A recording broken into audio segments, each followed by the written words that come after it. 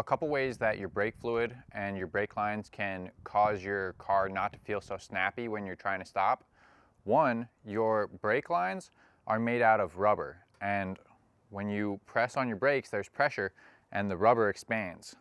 Well, over time, it stretches more and it's got more stretch to it than when the brake lines were brand new. As far as the brake fluid goes, the word for brake fluid is that it's a hygroscopic fluid. That's a fun word. I like hygroscopic. That just means that it absorbs water. It means that over the course of a couple years, you're going to get moisture in your brake lines. The reason why moisture in your brake line is bad is because water has a lower boiling point than brake fluid. Whenever you're pressing on your brakes, you're creating heat. The hotter your fluid gets, the less effective it's going to be. If you've got a lot of moisture in your brake lines, it won't be as effective compared to if it were fresh fluid. The tool that we're using today is the Mightyvac MV7102 pressure brake bleeder. And then we've got an adapter kit. One thing that I don't like about this Mightyvac pressure brake bleeder is that it's hard to get a grip on the container when you're trying to take the lid off.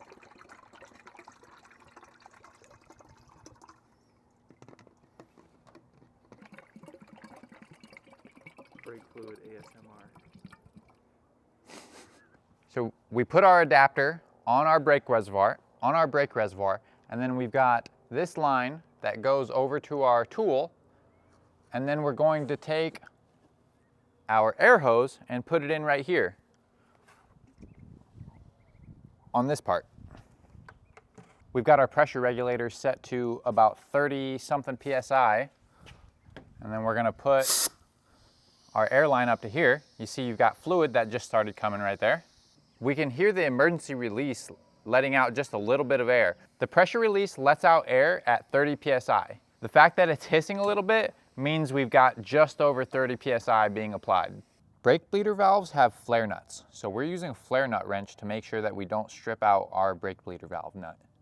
You're gonna want this hose right here and a clear bottle to put it into.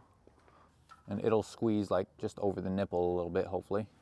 If you're not a pro, you don't necessarily need flare nut wrenches. It's really a thing where if you're working on other people's stuff, you have to use it so you don't get messing their, you don't mess their stuff up. How much? You're gonna open it all the way. Okay. Ooh, look at that dirty fluid coming out. The brake reservoir and the master cylinder are at the front driver's side. We start at this wheel because it's the furthest from the brake reservoir. And then we're gonna move over to this wheel.